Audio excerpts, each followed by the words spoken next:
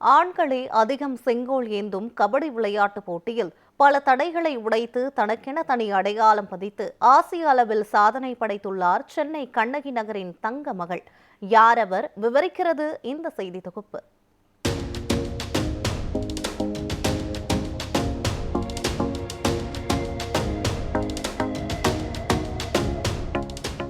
சென்னையிலிருந்து அப்புறப்படுத்தப்பட்ட பூர்வ குடிகள் கொத்து கொத்தாக அடைக்கப்பட்ட இடம்தான் கண்ணகி நகர்.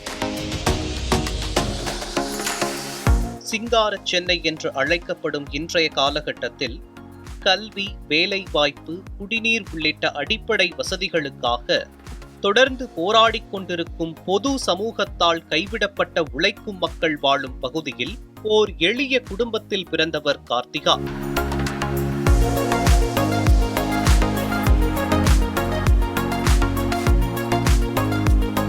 பஹ்ரைனில் நடந்த 3வது ஆசிய இளைஞர் விளையாட்டுப் போட்டியில் இந்திய மகளிர் கபடி அணி தங்கம் வென்று நாட்டை பெருமைப்படுத்திய அந்த அணியின் துணை கேப்டனாக இருந்தவர் சென்னை கண்ணகி நகரைச் சேர்ந்த 17 வயது இளம் வீராங்கனை கார்த்திகா. தங்கப் பதக்கத்தை கைப்பற்றிய அந்த தருணத்தில் கார்த்திகா மட்டுமல்ல, கண்ணகி நகரே கண்ணீர் மல்க பெருமிதத்தில் இருக்கிறது. தேர்ட் யூத் ஏசியன் கேம்ஸ்ல ஃபர்ஸ்ட் பிளேஸ் பண்ணிருக்கோம். நான் வைஸ் கேப்டனா போயிருக்கேன்.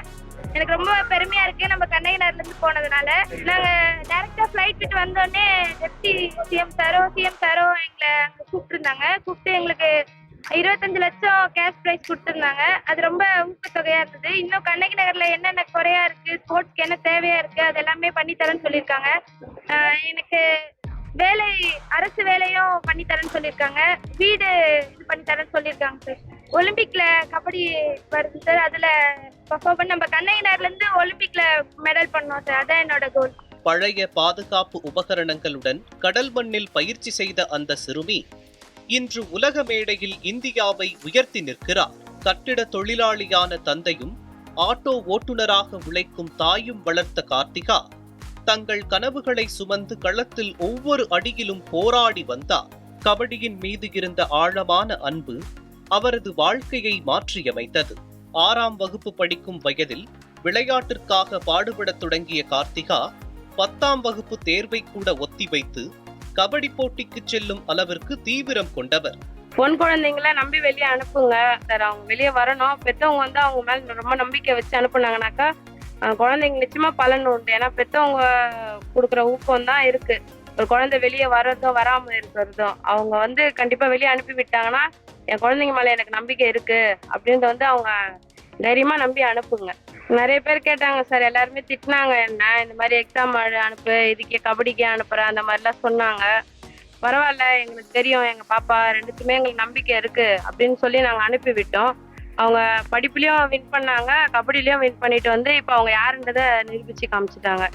கண்ணகி நகரில் உள்ள மகளிர் கபடி அணியை உருவாக்கி பல இளம் பெண்களுக்கு நம்பிக்கையை விதைத்ததோடு இல்லாமல் கார்த்திகாவின் கபடி திறமையை பயிற்சியாளர் கே ராஜிதான் வெளிக்கொண்டு வந்தார்.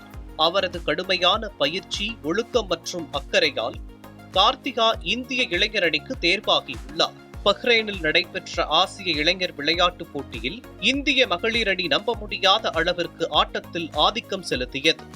தாய்லாந்தை 70-23 என்ற கணக்கில், வங்கதேசத்தை 46-18 என்றும், இலங்கையை 73-10 என்றும், ஈரானை 59-26 என தோற்கடித்து இறுதியில் மீண்டும் ஈரானை 75-21 என்ற அதிரடி கணக்கில் வீழ்த்தி தங்கம் வென்றது.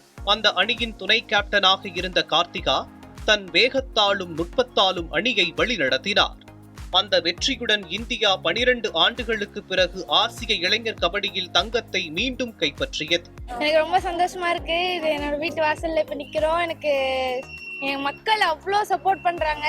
இதே மாதிரி நம்மளோட தமிழ்நாடு கவர்மெண்ட்டும் நல்லா சப்போர்ட் பண்ணிட்டு இருக்காங்க. இதே மாதிரி எல்லா இடத்துலயும் நல்ல ஒரு விளையாட்டு தொழில் அமைச்சு கொடுத்தா ரொம்ப எல்லாருக்குமே திறமை இருக்கு. அவங்க எல்லாருமே அவங்களுடைய திறமையை யூஸ் பண்ணி எல்லாருமே இந்த மாதிரியான ஒரு கோல்டு மெடலை வின் பண்ணிட்டு வருவாங்க நான் நம்புறேன். எங்க மக்கள் மேல எனக்கு அவ்வளோ நம்பிக்கை இருக்கு. எல்லாருமே அவ்வளோ அன்போட, அவ்வளோ எக்ஸைட்மெண்டோட, அவ்வளோ ஆக்டிவா இருக்காங்க. இந்த டைம்ல எல்லாருமே இந்த மாதிரி வரணும்னு எனக்கு தோணுது. இங்க நம்ம முதலமைச்சர் சார் வந்து நமக்கு விளையாட்டு அமைச்சு தரேன்னு சொல்லியிருக்காங்க. இண்டோர் அவங்க பண்ணி கொடுத்தாங்கன்னா நம்மளோட கண்ணையினர்ல இருக்க எல்லாருமே ஏசியன் கோல்டு மெடலிஸ்ட் ஆவாங்க. வெற்றி பெற்ற பின் தாய் நாட்டிற்கு திரும்பிய கார்த்திகாவிற்கு கண்ணகி நகர் மக்கள், காவல்துறை, சக வீராங்கனைகள் அனைவரும் தாம்பரம் காவல் நிலையத்தில் பொன்னாடைகள் அணிவித்து வரவேற்றனர்.